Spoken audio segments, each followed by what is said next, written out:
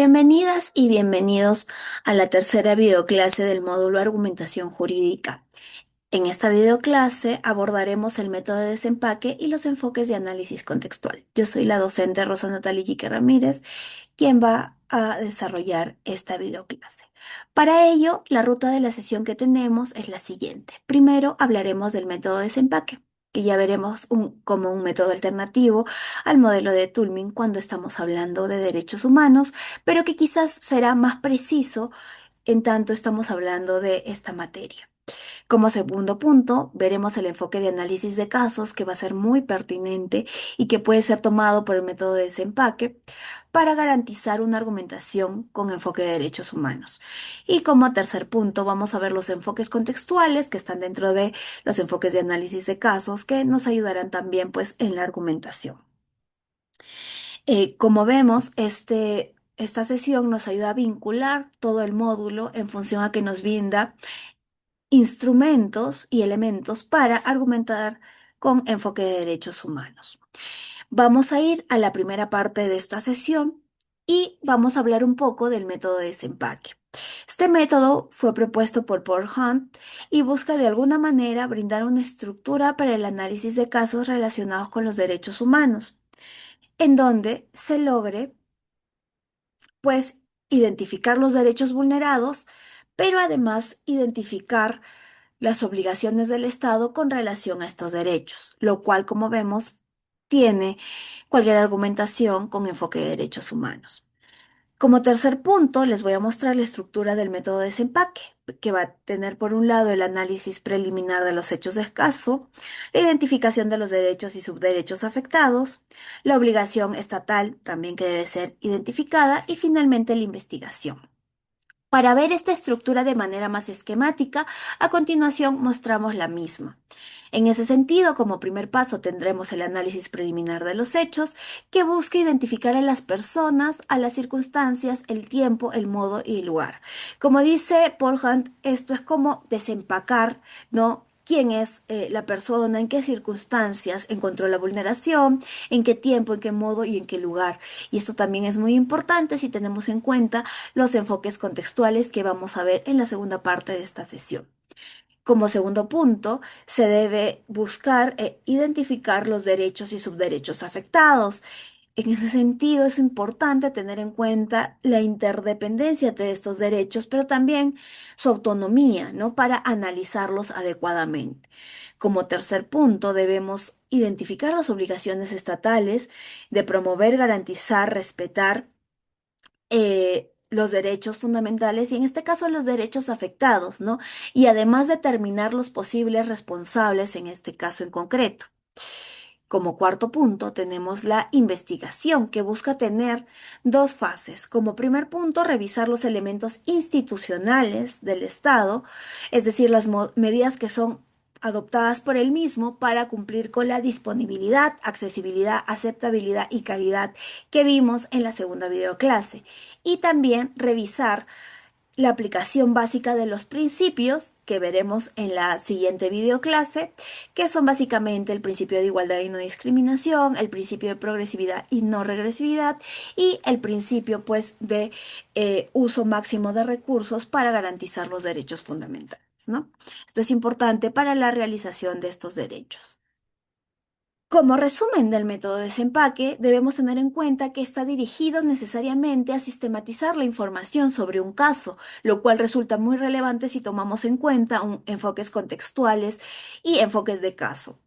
El eje central es el estudio específico de un derecho. Por ello es que se va a buscar desenvolver el mismo y la información que tenemos que se encuentra en capas. En ese sentido, el cumplimiento de todos los pasos que hemos visto anteriormente dependerá del fin del análisis. En este caso, esto te ayuda de alguna manera a argumentar con enfoque de derechos humanos, pero no sustituye el proceso argumentativo, porque no va a estructurar razones y justificaciones, sino que va a permitir sistematizar la información. De igual manera, va a aportar insumos a quien pretende argumentar, como lo hacía pues también en el método de Toulmin, pero que además pues también se ve de alguna manera empapado por las obligaciones y los elementos institucionales.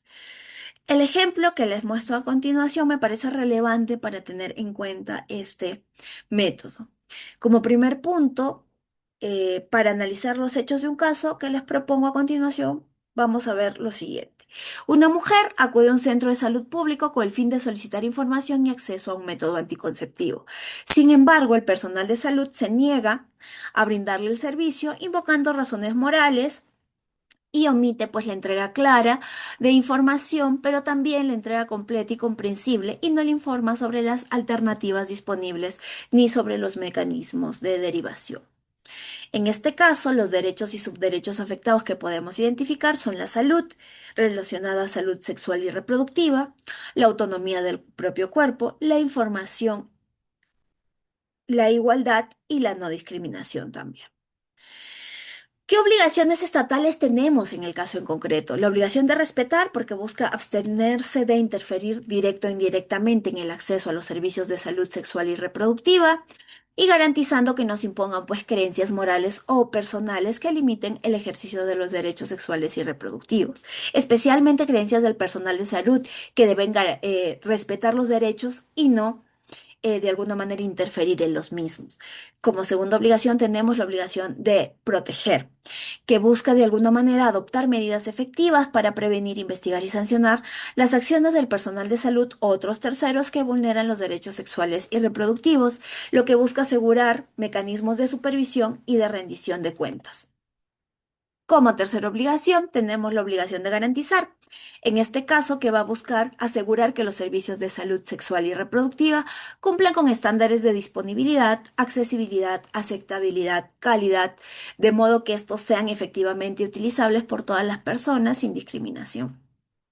Y finalmente, la obligación de promover, que busca difundir información adecuada, clara y oportuna sobre los derechos sexuales y reproductivos, y además capacitar de manera continua al personal de salud y a la población en general, promoviendo el ejercicio informado y autónomo de estos derechos. Como cuarto paso tenemos el tema de la investigación y en ese sentido, en el caso propuesto, el Estado deberá investigar de oficio y de manera oportuna a al personal para determinar responsabilidades y verificar la existencia de vulneración de derechos sexuales y reproductivos y a la vez establecer medidas correspondientes. Asimismo, adoptar medidas correctivas y preventivas para evitar que exista la imposición de sanciones proporcionales, la capacitación obligatoria del personal se tiene que garantizar, así como la actualización y el fortalecimiento de los protocolos de atención a fin de evitar la repetición de situaciones similares, ¿no? Con esto hemos visto cómo el método de desempaque nos ayuda de alguna manera a sistematizar la información para luego proceder a una argumentación adecuada con enfoque de derechos humanos. Y asimismo nos ayuda a poner sobre la mesa las obligaciones y elementos esenciales que nos pueden ayudar para luego estructurar una argumentación. Como segundo punto de esta sesión pasamos al enfoque de análisis de casos, que nos parece muy importante en los casos de derechos humanos. ¿Por qué? Básicamente porque se valora jurídicamente las diferencias de las personas, en particular de aquellas que afectan a los grupos en situación de vulnerabilidad, y se orientan al cumplimiento efectivo del principio de igualdad y no discriminación, principio que desarrollaremos en la siguiente videoclase. Es muy importante tener en cuenta que en una misma persona pueden concurrir diversas condiciones de vida que la sitúen simultáneamente en más de un grupo en situación de vulnerabilidad, lo que exige un análisis más integral de la situación y que no se puede agotar, por supuesto, en un silogismo jurídico como lo vimos en la primera videoclase. En ese sentido, resulta especialmente útil el método de desempaque que hemos visto, ya que permite considerar a las personas afectadas, las circunstancias específicas de la afectación, así como el tiempo, modo y lugar en el que ocurre esta afectación, lo cual va a facilitar una identificación más precisa de las vulneraciones a los derechos y subderechos. Ahora bien, es muy importante tener en cuenta las implicancias de la aplicación de estos enfoques contextuales, porque es importante que a partir de ellos se recurra a un marco normativo nacional e internacional, porque tanto el marco normativo nacional como internacional van a brindar una protección más amplia a la persona y además especializada, porque va a señalar cada una de las situaciones en las que se encuentran estas personas. De alguna manera también implementar estos enfoques en la argumentación del caso nos puede ayudar a brindar razones que demuestren las condiciones, las normativas, las condiciones también estructurales y materiales que colocan a la persona en desventaja para el pleno goce de sus derechos. Y finalmente, acreditar la necesidad de incluir la especificidad de la persona afectada como parte de la reparación del daño es importante en vista a la aplicación de medidas de compensación, porque estas de alguna manera tienen que permitir que la persona supere la condición de vulnerabilidad en la que se encuentra, que además puede ser histórica y estructural. Tomando en cuenta ello, nos parece importante que tengamos también presente en la argumentación con enfoque de derechos humanos los enfoques contextuales. Y para ello les presento estos enfoques contextuales que pueden ver en la pantalla. El enfoque de discapacidad, el enfoque etario, el enfoque intercultural, el enfoque de género y el enfoque interseccional. Vamos a explicar cada uno de ellos y brindar ejemplos para que puedan ser más claros.